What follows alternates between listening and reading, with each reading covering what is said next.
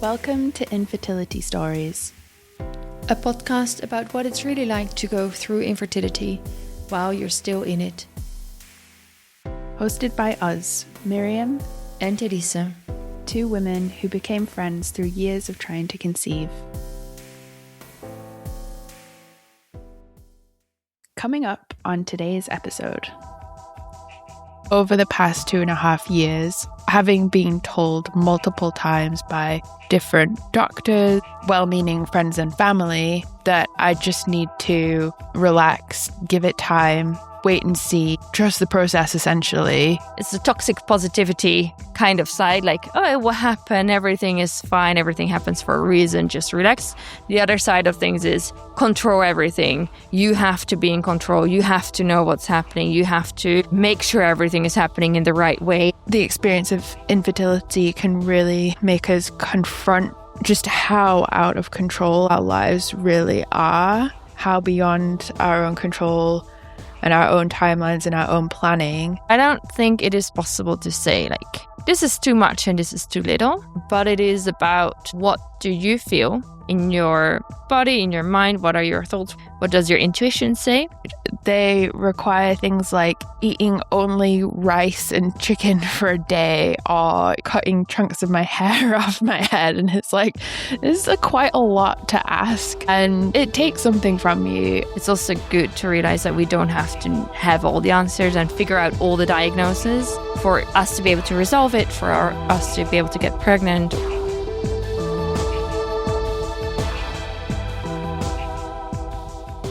Hello, everyone, and welcome back to Infertility Stories podcast. Today, we are going to be talking about the topic of control when it comes to infertility. How do you know when trying to take control and take action is a helpful thing, or when is it trying to control the uncontrollable? So the way that I am kind of thinking about this issue of control is on a spectrum. On the far side of the spectrum is someone who's just letting things happen and seeing how they go and not really taking much action for trying to resolve the issues that they're facing with trying to conceive. Maybe they go to a doctor, maybe they get some testing, maybe if those test results come back like everything's fine, they just keep going. And then on the other side of the spectrum, some of us can get really into trying to control every little detail of our lives to try to optimize and overcome infertility. And it can get really, really down to the details of every single thing that we eat or drink, or the way that we organize our days, how we exercise, even how we spend our leisure time. So that's what I wanted to talk about today, is really just where do we fall in this spectrum right now? Where have we fallen at different times through our fertility journeys, and what have we learned along the way? So maybe just to start out the conversation, Elisa, where do you think you fall in the spectrum right now? And where have you fallen at different points in your journey? And maybe I'll also just say, just to preface, I don't think that either of these responses are right or wrong necessarily. I just think that different ways that different people with different experiences and different personalities can respond to the experience of infertility. And I just think it's an interesting topic to explore. Yeah, I think so. The first thing that comes to my mind is the one side of the spectrum where you're not really doing anything, if I can say that way, is, well, it's like this optimistic, maybe also maybe faithful, but it can also be kind of avoidant. So the other side is more like proactive, but it can also cause anxiety by focusing on all the things we're trying to control. So an important question for sure that you also mentioned already is like, what are the things we actually can control? And what are the things we can't control? And are we trying to control things we can't control? Or are we trying to control things that we can control? Anyways, for me, I think at the moment I am trying to get to a balanced and healthy in between. That's what I'm aiming for. Maybe trying to lean a little bit more to the trust the process. We'll see what happens. Not doing too much, rather doing less than doing more. But in the past, I've definitely been more on the other side. So it could be that my relaxed way is other people's hardcore ways. But for me, in the past, I was definitely more on, okay, all the things that I can do, all the things I have to do, all the things I have to change. And it has definitely caused anxiety for me as well. So that's why I'm mentioning that. All the rules and all the supplements, doctors, appointments, trying to find answers and actually not being able to really get anywhere. So overall, I've been more on the do everything I can. And now I'm going more towards trust the process, give it some time, direction. What about you? I think I have experimented with trusting the process. I've also leaned pretty hard into trying to maybe not control, but do whatever is it within my power to try and resolve the issues that I'm facing. And right now I'm leaning pretty hard into that side of things, of really being very proactive. And I'm feeling quite passionately about this topic right now. I think because I've had this experience of over the past 2.5 years, having been told multiple times by different doctors, well-meaning friends and family, that I just need to relax, give it time, wait and see, trust the process essentially. And it was only through my perseverance and determination to figure out what was wrong, because I felt like there was something wrong, that I found out about all of these issues that are impacting my fertility and was able to take action on them. And I think that there is a lot more that is within our control when it comes to fertility than we're often led to believe, especially when it comes to the medical route. I mean, I was literally told this by a doctor. There's not much you can do. Healthy diet and exercise and IVF. That was really what they said. And that is just categorically untrue, at least in my case, where I actually do need surgery. I do need significant intervention for healthy diet, exercise, and IVF to even succeed. So I don't know what it is or why there's this compulsion to tell people to relax when it comes to their fertility, tell women especially. I haven't quite figured that out yet, but there's something about women being proactive and engaged with their fertility that somehow gets twisted and turned into like we're a little bit crazy, over controlling, overbearing, too much somehow. Yeah, I feel like I'm just frequently getting the message on social media too. There's a lot of narrative usually from people selling coaching or like selling health coaching or nutritionists or, whatever it is, saying, I tried all of these pills and supplements and I did everything right, and I still didn't get pregnant. And it was only until I deeply reset my unsafe nervous system that I got pregnant. And there's something about that messaging that really gets to me. I think because it's this message of you are doing something wrong by being so intense about your fertility, and you are making things worse because by taking action, you are in this unsafe nervous system state that is going to ultimately harm you. And I understand where that is coming from, because I've definitely gone through stages where I have felt in a deeply stressed state of trying to control every little detail of what I eat and drink and making sure that I get, all of the right supplements and interventions. So I understand where that's coming from. But I also think it's possible to be proactive and do so not from a stress response, but just through a logical process of there's something wrong. These are the steps I can take to address it. And I'm not harming myself or my nervous system by doing so. Yeah, I think it's a question, where does it come from? And how do you feel about it? So I don't think it is possible to say this is too much and this is too little, but it is about what do you feel in your body, in your mind, what are your thoughts, what does your intuition say? And then to figure out a way to take care of yourself and to let others take care of you as well, which is helpful for you and is not causing you to go into anxiety mode. Because I think that's the question, like what is helpful and what's causing anxiety, or what's helpful and what is only us trying to avoid anxiety. So I think this is like the skill basically. And on one side, we're trying to avoid anything that makes us anxious. So it's the toxic positivity kind of side, like, oh, what happened? Everything is fine. Everything happens for a reason. Just relax.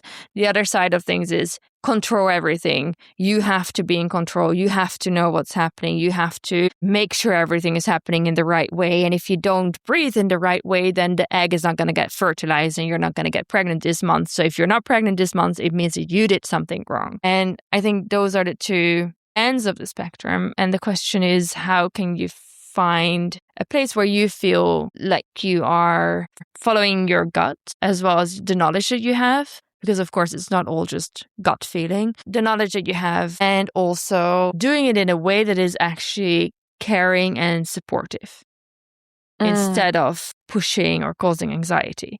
But then, of course, the system is not always aligned with that. And it's not all going to be balanced and happy, even if you're trying to. Yeah. I think a really good question to ask is, what am I afraid of when it comes to the avoidant side of the spectrum? What am I afraid of and what am I avoiding on that side? And then when it comes to the more control side of the spectrum, what am I afraid of and what am I trying to stop happening by trying to control things? And I think it's also worth answering the question too that you posed at the beginning: what is in my control? What isn't in my control? It's easy to get into self-blame mode with fertility if you have some kind of condition that is impacting your fertility, or your partner has a fertility issue. That is generally something that is beyond your or their control. It's not your or their fault that that's happening. That's just the condition or the state that you find yourself in. And then it's a question of what's within your control in response to that. And sometimes that can be, first of all, finding out what the issue is, because a lot of the time we get told everything's fine, or it requires additional or deeper testing that isn't offered by a standard fertility clinic procedure. And we need to look a bit deeper, see different practitioners, do more research. So I think getting an answer, first of all, is something that is within our control to some extent. Some things can be found out, and then some things just are really difficult to get to the bottom of. And especially with fertility too, you can know some things, but there can often be multiple things going on. It's such a complex system.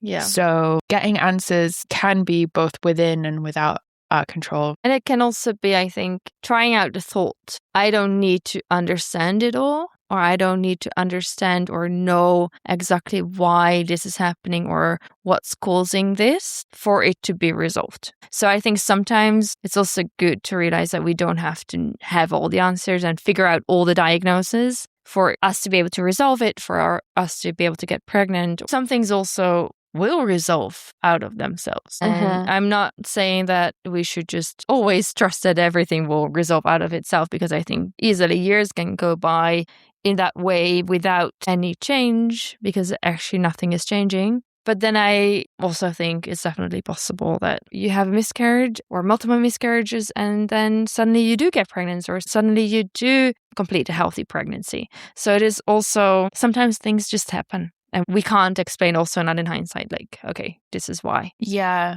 And we've talked about the family members who we know have had fertility issues back in the day and never really went to see a doctor or did any testing, and eventually it worked and they got pregnant. So there is definitely a side of things that is just unknowable.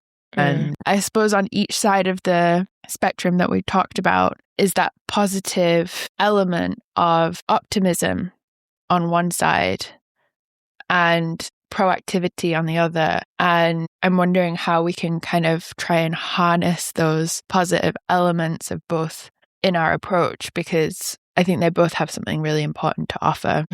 For me, recently, I've been thinking about this. And what I notice is that because in the last couple of years, I've been doing a lot of things as well and working with experts. And I remember when I started working with specialists that I trusted, that was a very important step, because for a long time I felt like, okay, I'm going to doctors, but they're not actually helping me. I'm not actually moving any further. Yeah, I tried to trust the system and tried to trust the process. It didn't work. Then I switched to, okay, let's do all the things. Let's take full control, do everything I need to, diet, lifestyle, exercise, supplements, anything. And that actually helped. So it was very important and I would not undo it. And then now I'm more like, okay, I want to try and trust the process a little bit more and see how, if I focus my attention to other things, maybe that actually might create space for a happy home for a baby to come to. But then when I am talking to some people, for example, I know that you are working on a lot of different things and talking to a lot of different doctors. And that sometimes can make me feel like, oh, maybe I'm being stupid now and I should actually start doing stuff again. Maybe this is the time where action should be taken. And then as well, I did have an appointment at a fertility clinic. And there I basically had this feeling where like they were just telling me, well, healthy lifestyle and diet and IVF, that's it, without doing any testing, without doing any research or whatsoever, where I feel again like, oh no, I feel like you're actually not hearing me and you're actually not supporting me. So again, making me feel like, okay, I should look for somebody who's actually able to give the right guidance. And so in this case, for example, a second opinion is an option that is within my control and is actually feeling like a support for myself without going into the full, I have to have 100% perfect blood sugar levels, because if I don't, then my egg is not going to be the right quality and I'm not going to get pregnant. Yeah, I feel like at this point in your process, you really have done about as much as is a reasonable amount of things to do to really get to the bottom of what's going on. Like, you have knowledge of quite a few different health issues that are impacting, or have impacted at least in the past, your fertility. And so I think it makes a lot of sense for you to be at the place where you're at now, of having to remind yourself that I actually don't need to do all of that testing and all of those extra pieces, because you've done a lot of it. And yeah, I suppose you've reached a point where you need to replenish somewhat, both to create a healthy, happy home to welcome a baby, but also just to refill your cup a bit. Being proactive and taking all these steps, especially testing and lifestyle adjustments, really take a lot out of you. They're quite demanding. I'm finding that for myself right now. I just did a whole load of tests, from stool testing to doing vaginal microbiome testing, SIBO testing, all of these different things. They require things like eating only rice and chicken for a day, or cutting chunks of my hair off my head. And it's like, this is quite a lot to ask, and it takes something from you. And I'm doing it in quite an intensive way right now, but I'm seeing that as a temporary season, because now, being in like middle of my third year of trying to conceive, I really see it as a marathon and not a sprint. And there are periods of time when I can push more and do more. And then there are also have been periods of time where being proactive was just not on the cards. Like, when I was really depressed, I wasn't in a state to really do much of anything. When I was moving country, I did not have the time, energy, emotional bandwidth, anything to give to fertility stuff. Allowing for those periods of time, like the one that you're going through right now, Adisa, where like it's just not the right time to be doing stuff. And allowing for seasonality in our approach as well. It's not one or the other. We can kind of move back and forth between allowing the process to unfold and being proactive. That's one thing, especially when it comes to navigating the medical system, that I've found that you do need to be pretty proactive when it comes to communicating with doctors and fertility clinics. If you just kind of let yourself be taken care of by the system, then you might get lost in the system, basically, and might not get the care that you need, actually. Yeah, exactly. I've found, like, with your example of being proactive by finding a different clinic, I think that's just one example of how, yeah, we do have a lot of agency and options as well when it comes to how we approach the teams that we work with and the support that we receive. Yeah, we don't have to just accept what we're given and take it just because that was the first thing or the first option. Yeah. This makes me think, like, if I'm thinking about what are the things that we can control. So, for example, switching to another clinic or getting a second opinion or finding a specialist in a specific field, those are things that are in control. The same as taking a supplement, eating a healthy diet, doing some sports. Those are also in our control to a certain degree. But then on the other hand, taking a break, going on a holiday, going for a fun activity with a friend, doing a hobby, these are also things that are in our control. And it might seem that the one side is more proactive than the other side, but maybe they're actually both part of being proactive and doing things that are within our control, depending on where we are at in our journey and depending on what we need. On the other hand, things that are never, or I think it's best to believe that they're never in our control, is things as how many eggs are ripening today. Is this going to implant in my womb? All these kind of things. Yeah, there are actions that we can control, but there's a lot of parts of it that we can't control as well. And I think it's helpful to even just write down, like, okay, these are the things I can control. These are the things I can't control. Yeah, exactly. It's, I think, taken too far, that feeling of control can mean that we feel responsible for a miscarriage or responsible for things going wrong or not getting pregnant. But one thing I think we can often forget that is within our control is our mindset and our thoughts in response to our situation. And that's maybe a bold statement to make because a lot of the things that we're going through can seem objectively bad or objectively hard, and they are, but we can make it harder for ourselves in the way that we think about them as well. And allowing ourselves to indulge in certain thought patterns can exacerbate the situation, or being proactive in changing our thought patterns can also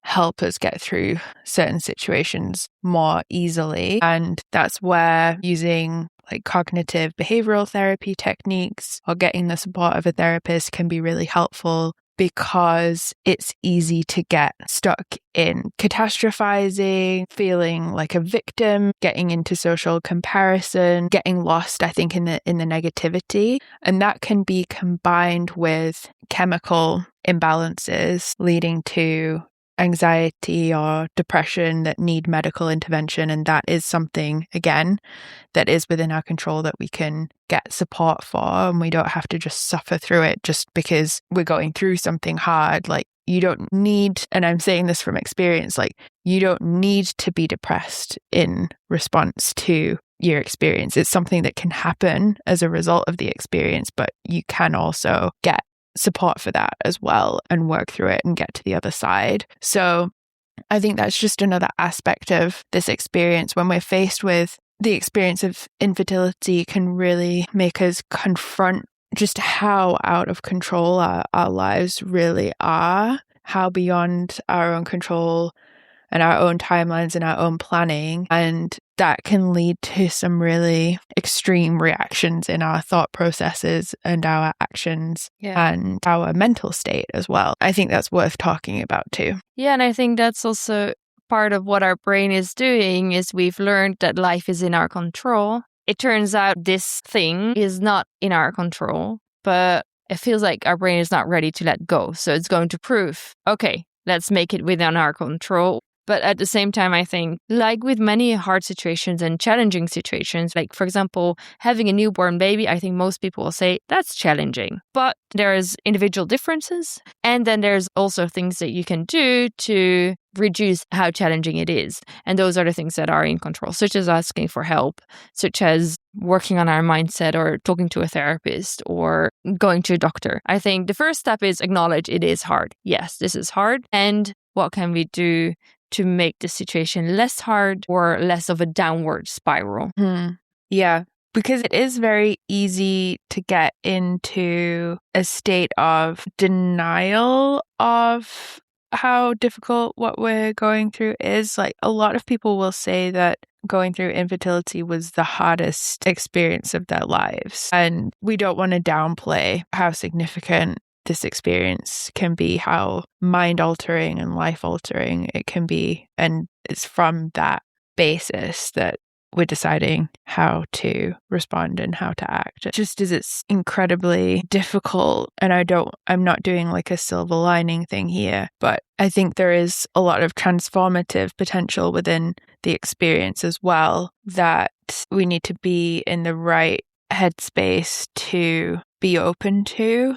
And we can kind of get closed off from that if we stay stuck in certain unhelpful thought patterns, I think. I just want to acknowledge that it is also really depending on your personal situation. Do you have family and friends available to help out as well? And that also makes a big difference in how much of the responsibility also of making the situation less hard. If there's people around you supporting you, then they can take some of that pressure and help you instead of you having to figure it out all by yourself. Just like with the finances, having financial means available is also going to be helpful to find the doctors that can support you. Not to say that only expensive doctors are good doctors, but yeah, it does make a difference. Yeah, you can find yourself with more or less options for intervention and proactivity depending on your life circumstances. And so some people do have more options than others when it comes to infertility. That said, I've also seen some really incredible examples of proactivity of people starting their own businesses to fund their IVF cycles. But it's absolutely true that there are more or fewer options available to us depending on our life situation and how hard we have to work as well. I think that's the point, maybe, is like, for some people, options are available that are easily accessed and don't require much of us, whereas others, like someone who has to start their own business to fund their IVF cycle, that's requiring so much more of them to give to the process, right? Yeah. And that has a knock-on impact on every aspect of their life because it's taking so much from them. What I'm thinking is there's no easy answer to this question, obviously. It depends on where you are in the process. It depends on what your needs are and who you are as a person. But I think generally it is important to be proactive. It is important to look for support, to ask questions, to go to doctors, all these kind of things. And then it is also good to realize, where are you blaming yourself, tricking your mind, stuck in thought patterns that are not helpful at all. And so to really be clear on, okay, these are the things I can do. These are the things that are in my control. And these are the things that are outside of my control. So I'm going to try and let those go.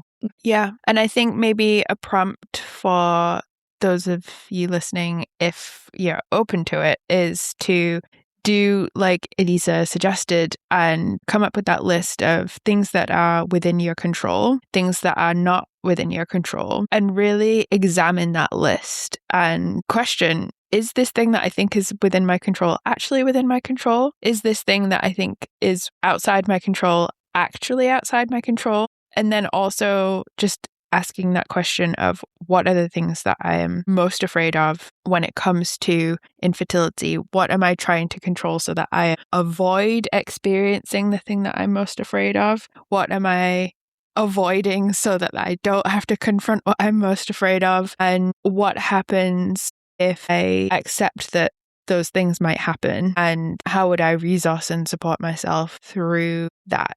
I think these are all really questions worth asking ourselves and exploring a little bit. And we'd be very curious about what you come up with and if there are any insights that you gain as a result of doing that exercise. Yeah, it would also be very cool to hear things that you thought were inside your control that turned out not to be within your control, and the other way around, things that you thought were outside of your control that you realize are actually within your control. That would be cool. Absolutely. Okay, so thank you for listening to this week's episode, everyone. Hope it was helpful and insightful to explore this topic of control in a little bit more detail.